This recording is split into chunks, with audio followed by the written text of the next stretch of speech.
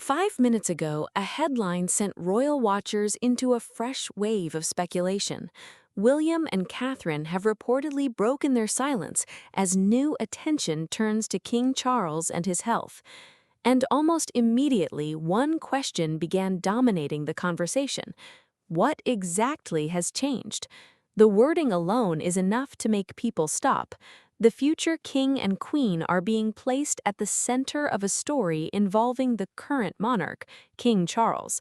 But behind that dramatic headline is something much more complicated than a single shocking development. Because when it comes to the British royal family, silence can be just as significant as a public statement. For years, the palace has maintained a careful balance between public duty and private family matters. Royal health is especially sensitive. There are moments when information is released directly, moments when the palace says very little, and moments when the public is left trying to understand what a carefully worded update might actually mean. And now, with William and Catherine reportedly addressing the situation, royal watchers are asking whether this represents something more than a routine moment of public attention. Could it signal a change in the way the family is handling the intense scrutiny surrounding King Charles? Or is the real story hidden in what has not been said? That is where this story becomes particularly interesting. The central figure is, of course, King Charles. Since becoming monarch, Charles has carried an extraordinary level of public responsibility. Every appearance, every absence, every official announcement can attract worldwide attention. The position itself means that even ordinary personal matters can become subjects of intense public discussion. And health is perhaps the most sensitive subject of all. For an ordinary public figure, a health update may remain a personal matter.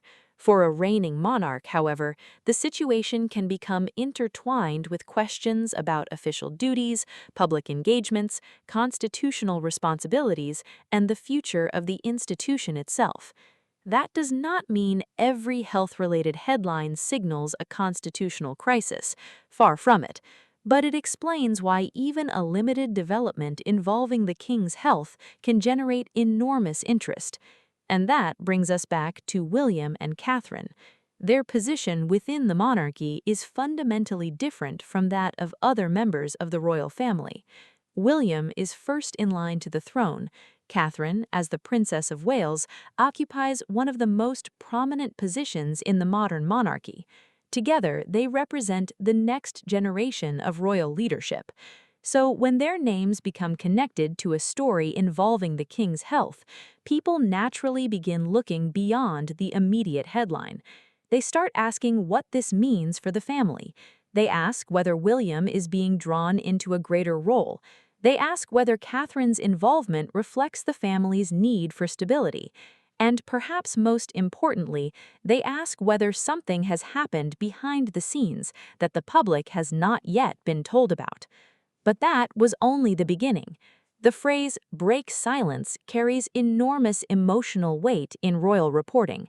It suggests that something has been left unsaid, that questions have been building, and that an important response has finally emerged.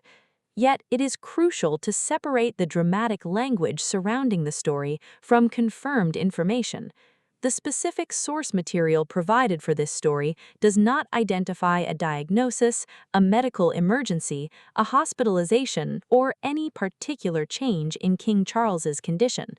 That distinction matters because once a headline uses words such as shocking health news, speculation can move faster than facts.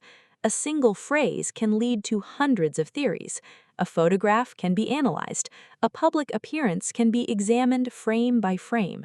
An absence can suddenly become a subject of intense discussion. And a brief royal statement can generate hours of debate over what it might mean.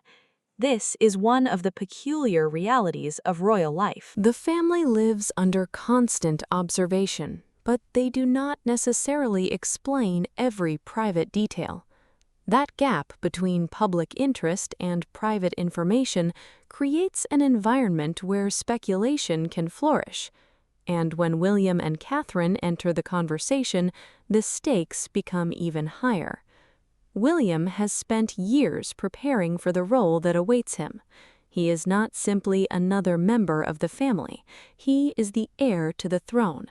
That means his public response to a serious royal development is inevitably examined through a different lens.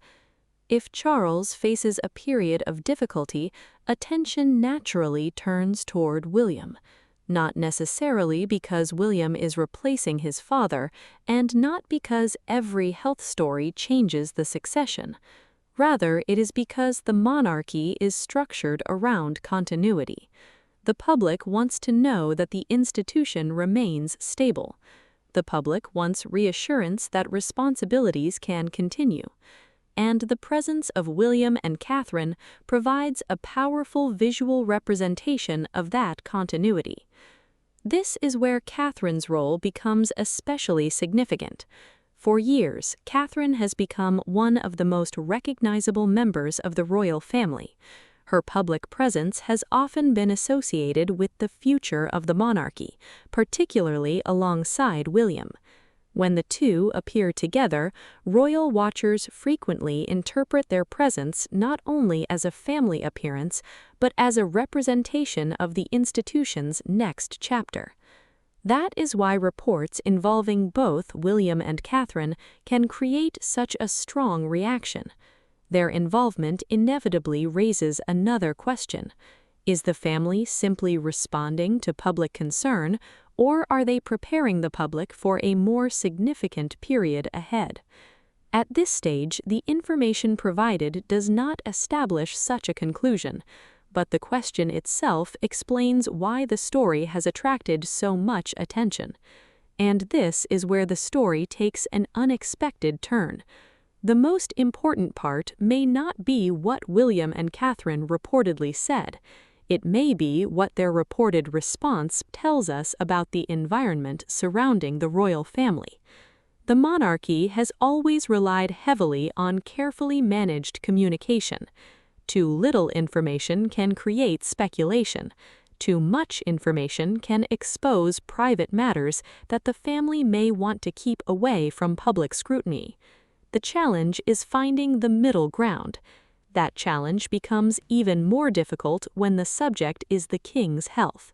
A statement can reassure the public without revealing personal medical information. It can acknowledge concerns without confirming every rumor, and it can preserve the dignity of the monarch while still recognizing the public's interest. That delicate balance is one reason royal statements are often examined so closely. People listen not only to what is said, but to what is avoided. They look at timing. They look at who speaks. They look at whether William appears alongside Catherine. They look at whether the palace issues further clarification. And they look at what happens next. Because in the world of the monarchy, the aftermath can sometimes be more revealing than the initial announcement.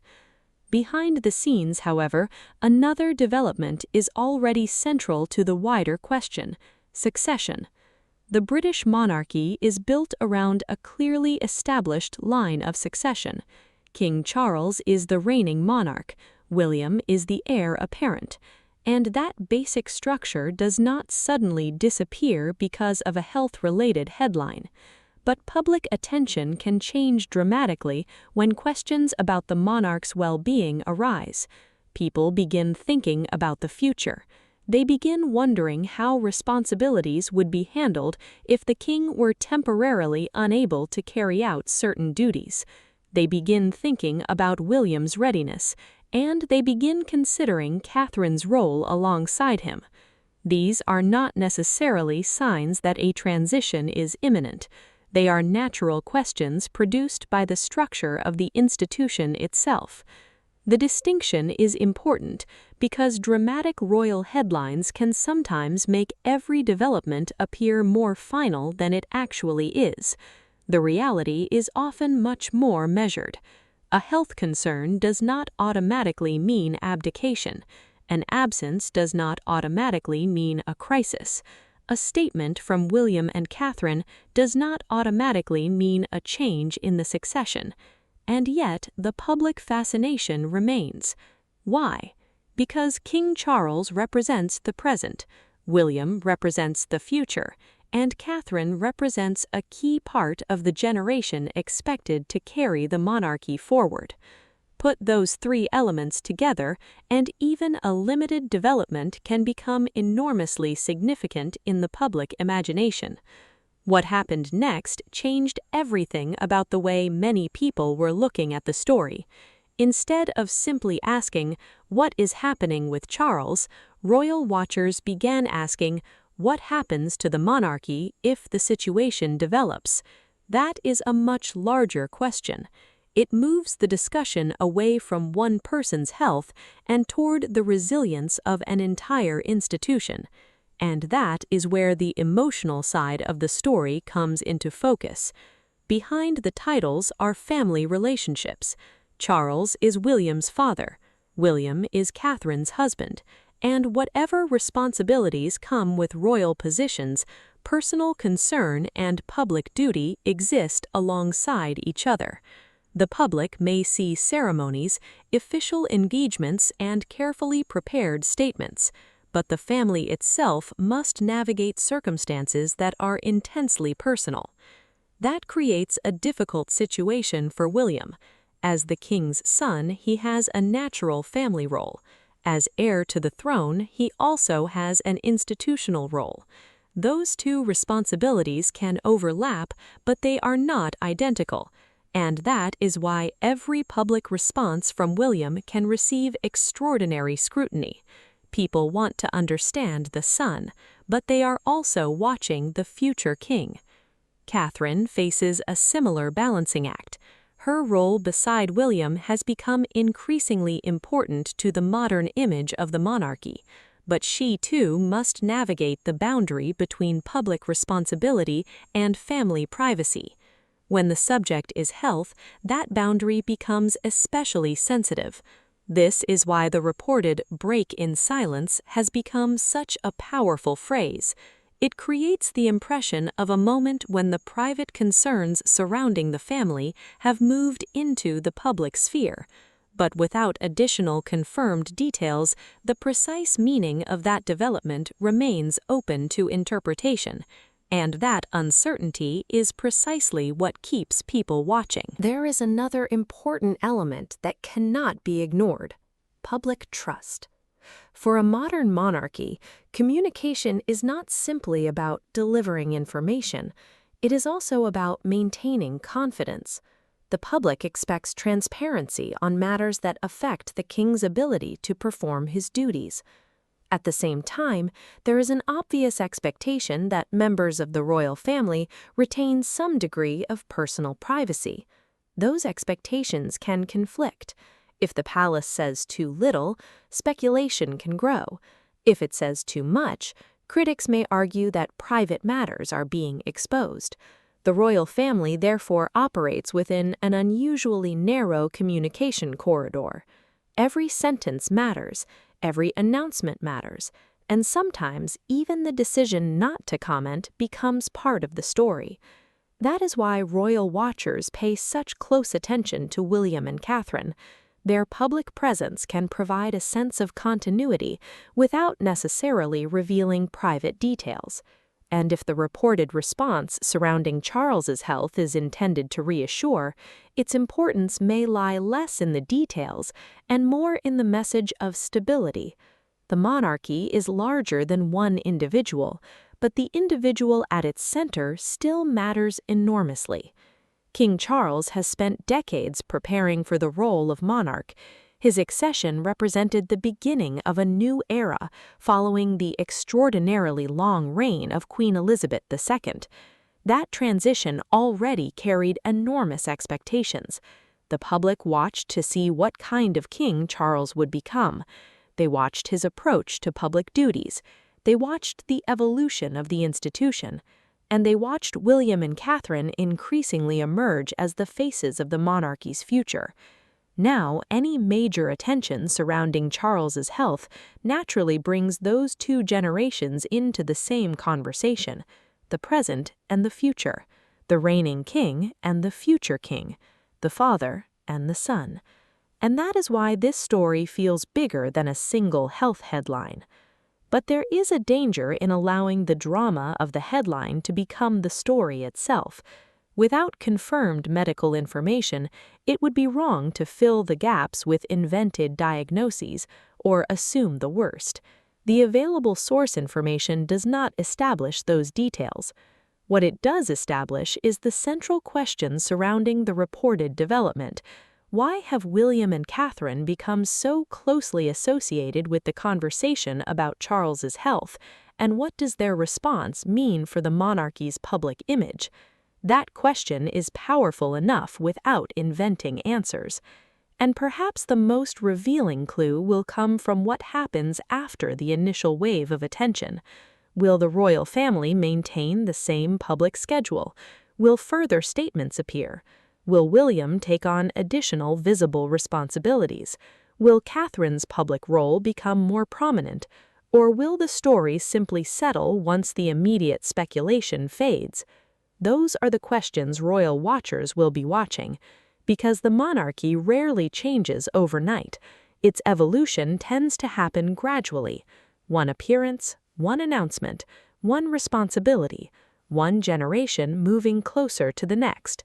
And sometimes the public only recognizes the significance of those changes after they have already begun. This is why William's position matters so much. He has spent years being prepared for the possibility that one day the weight of the crown will fall upon his shoulders. That day, however, is determined by the constitutional order and the king's circumstances, not by online speculation. The existence of a health-related headline does not by itself change that reality, yet it does remind the public of something that is always present beneath the surface. The monarchy is built around succession. Every generation eventually gives way to another. Every reign has a beginning, a middle, and eventually an end. And every heir must one day confront the responsibility they have spent their entire life preparing to inherit. For William, that future has always been visible. For Catherine, the journey has been alongside him. And for Charles, the current reign remains the present reality. That is the context that gives this story its emotional weight. Not necessarily because a dramatic transition has been confirmed, it has not, but because a single headline about royal health can suddenly remind millions of people how closely the present and future of the monarchy are connected. And then there is the question of public emotion. Royal watchers have developed strong attachments to the family over generations. Some remember Charles as the Prince of Wales. Some remember William as a young prince growing up under extraordinary attention. Others have watched Catherine become one of the most prominent figures in the monarchy. For these audiences, a health story is not simply another headline. It feels personal. It raises concern. It creates anxiety. And sometimes it creates fear. That emotional response is understandable, but it also makes accuracy more important than ever. When people care deeply about public figures, rumors can spread at extraordinary speed. A dramatic title can turn uncertainty into apparent certainty. A speculative claim can be repeated until it begins to sound like established fact. And once that happens, separating reality from assumption becomes difficult. That is why the distinction between reported developments and confirmed facts is so important in a story like this. The dramatic question remains: what exactly prompted William and Catherine's reported response? The available information does not provide the answer, and perhaps that is the most important mystery still hanging over the story. Because if there is one lesson from royal reporting, it is that the first headline is rarely the entire story. The first announcement attracts attention. The follow-up reveals context. The days that follow show whether the development was routine, significant, or part of something larger. And this is where viewers will be watching closely. If the situation surrounding King Charles develops further, William's public role could become increasingly important, not necessarily because the monarchy is changing immediately, but because the heir's responsibilities naturally become more visible when the king is under heightened public scrutiny. Catherine's role could also attract renewed attention. Together, William and Catherine have increasingly represented continuity for the institution. Their presence can reassure supporters of the monarchy that the next generation is prepared, but it can also intensify public speculation because people naturally interpret their prominence as a sign of what lies ahead. The detail that followed is what caught royal watchers completely off guard. The real significance of the story may not be a single sentence or announcement at all. It may be the fact that people are once again looking beyond Charles's reign and toward the monarchy's next chapter. That does not mean that chapter has begun. It means people are thinking about it, and in a monarchy built around continuity, that alone can be significant. There is also a broader question about how the royal family communicates in an age of instant information. Decades ago, royal news moved through newspapers, television broadcasts, and official announcements. Today, a single headline can travel around the world within minutes. Speculation can become global before an official response has even been prepared. That puts enormous pressure on public figures to respond quickly while still protecting private information. William and Catherine are operating within that new reality. They're not simply communicating with Britain, they're communicating with a global audience that includes millions of people following every development in real time. That is why the language surrounding Charles's health matters so much. The public wants certainty. The family may only be able to provide limited information, and between those two demands lies the space where speculation grows. For now, the central facts remain narrower than the headline suggests. The story concerns King Charles's health. William and Catherine have been placed at the center of the reported response, and the public is asking what that means. Beyond those points, the available source material does not establish a specific diagnosis, emergency, medical procedure, or constitutional change. That leaves one major question unanswered. What comes next? Perhaps the next development will be straightforward. Perhaps further information will clarify the situation and calm the speculation. Or perhaps the royal family's next moves will create an entirely new set of questions. Either way, the attention surrounding William and Catherine demonstrates something important about the modern monarchy. The public is no longer watching only the king. It is watching the entire line of succession. It is watching how one generation supports another. It is watching whether the future king appears ready for increased responsibility. And it is watching how the institution responds when uncertainty enters the conversation. For Charles, the story is about health and public scrutiny. For William, it is about duty, family, and preparation. For Catherine, it is about supporting the future of the institution while maintaining the boundaries that royal life demands. And for the public, it is about understanding what is really happening behind the carefully controlled world of royal communication. That is why the phrase "break silence" has created such a powerful reaction. People are searching for certainty. They want to know whether the headline represents a genuine turning point or simply another moment of intense royal speculation. At this stage, the answer cannot responsibly be assumed, but the questions are real, and the attention is real. Most importantly, the story is not necessarily finished, because in royal affairs, what happens tomorrow can completely change how today's headline is understood. A new appearance could provide reassurance. A new official update could answer questions. A change in William's schedule could attract attention. A further statement from the family could reshape the conversation. Or, just as easily, the speculation could fade as the royal family returns to its normal rhythm of public duty. And perhaps that is the final twist. The most dramatic part of a royal health story is often not what the public already knows. It is what the public does not yet know. The unknown creates the curiosity, the uncertainty creates the tension, and the next official development provides the answer. For now, King Charles remains the reigning monarch, William remains first in line to the throne, Catherine remains one of the monarchy's most prominent figures, and no confirmed information provided for this story establishes that the succession has changed or that a transition of the crown is underway. But the attention surrounding the king's health has once again placed the future of the monarchy under the spotlight.